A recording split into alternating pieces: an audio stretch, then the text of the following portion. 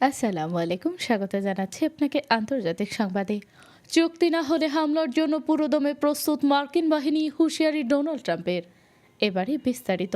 মধ্যপ্রাচ্যে উত্তেজনা বড় নতুন মাত্রা পেয়েছে।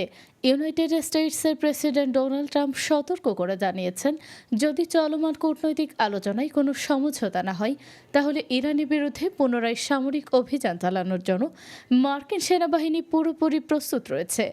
মার্কিন সংবাদ মাধ্যম সিএনবিসিকে দেওয়া এক সাক্ষাৎকারে ট্রাম্প বলেন, যুদ্ধবিরতির সময়টিকে যুক্তরাষ্ট্র সামরিক প্রস্তুতি জোরদারের কাজে ব্যবহার করেছে।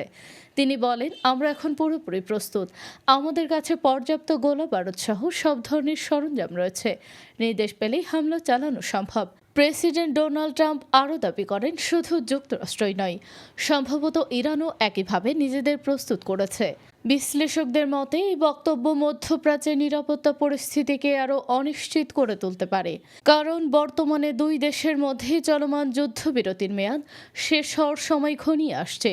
ওয়াশিংটনের স্থানীয় সময় বুধবার সন্ধ্যায় এই যুদ্ধবিরতির সময়সীমা শেষ হওয়ার কথা রয়েছে।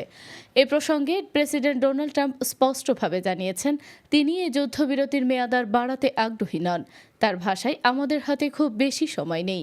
বিশ্লেষকদের মতে, যুদ্ধবিরতির সময়সীমা শেষ হওয়ার আগে এই ধরনের কঠোর বক্তব্য কূটনৈতিক চাপ বাড়ানোর একটি কৌশল হিসেবেও দেখা যেতে পারে।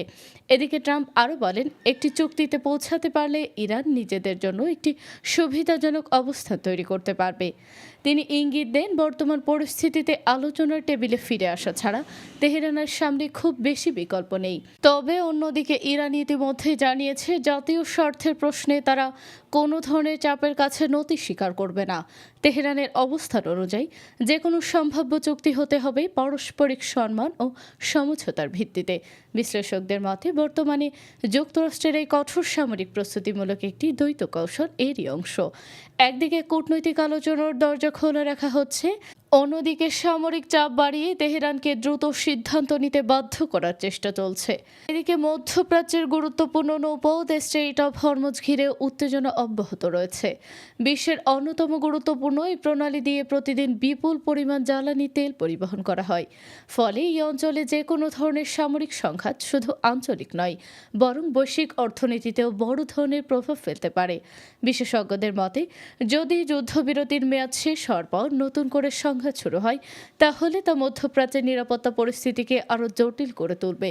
এতে আন্তর্জাতিক জ্বালানি বাজার, বাণিজ্যিক নৌ পরিবহন এবং আঞ্চলিক স্থিতিশীলতাও সবকিছুর ওপর বড় ধরনের প্রভাব পড়তে পারে। সব মিলিয়ে বলা যায়, ইউনাইটেড স্টেটস ও ইরানের মধ্যে চলমান উত্তেজনা এখন একটি গুরুত্বপূর্ণ ও সংবেদনশীল পর্যায়ে পৌঁছেছে।